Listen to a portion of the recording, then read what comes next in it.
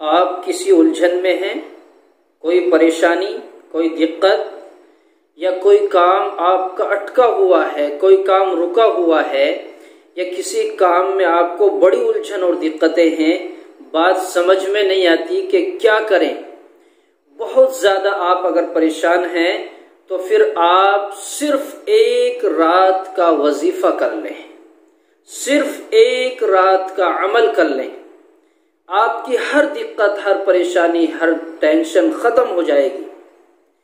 بڑی سے بڑی، چھوٹی سے چھوٹی دقت، دشواری آپ کے سامنے ہے، یا آپ کی سمجھ میں نہیں آتا کہ میں کیا کروں، کام سمجھ میں نہیں آتا، کوئی دقتیں آپ کے سامنے ہیں، تو صرف ایک رات میں یہ وظیفہ کر لیں، انشاءاللہ صبح جب اٹھیں گے تو لوگ آپ کو تلاش کرتے ہوئے نظر آئیں گے۔ اگر آپ کا وہ کام اٹکا ہوا ہے تو وہ کام ہو جائے گا، یا تو آپ کے ذریعے سے ہوگا یا ہو چکا ہوگا۔ ایسے فیصلے اللہ تبارک و تعالیٰ فرمائیں گے۔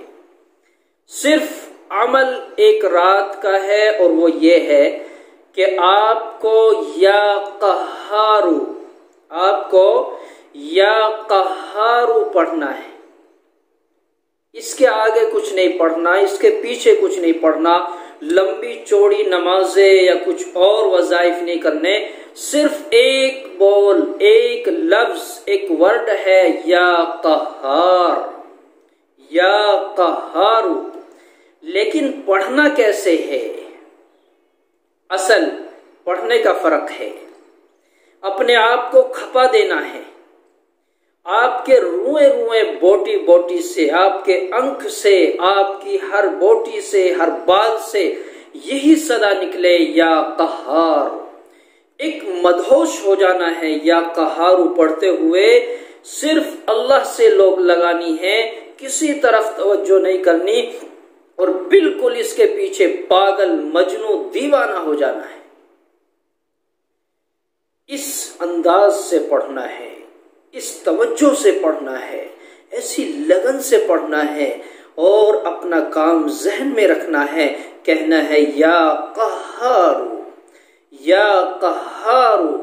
آپ کا رواں رواں، بوٹی بوٹی یہی کہے، آپ بکھر جائیں، یا قہارو کہنے کے لیے ٹوٹ جائیں، یا قہارو کہنے کے لیے بچھ جائیں، سمٹ جائیں، زیر ہو جائیں، اپنے آپ کو کھپا دیں، کہیں یا قہارو۔ آپ کی رات یا قہارو میں گزرے گی، صبح جب اٹھیں گے اللہ کی طرف سے فیصلے ہو چکے ہوں گے۔ صرف ایک رات کا یہ عمل ہے، جب صبح اٹھیں گے تو انشاءاللہ آپ کا کام بن چکا ہوگا۔ یہ چھوٹا سا وظیفہ ہے، اس وظیفے کو کریں گے انشاءاللہ اس کا بڑا نفع ہے، بہت بڑا نفع ہے۔ یا قہار، اس کی رٹ لگاتے چلے جائیں گے، پھر دیکھیں آپ کا کام بنتا ہے یا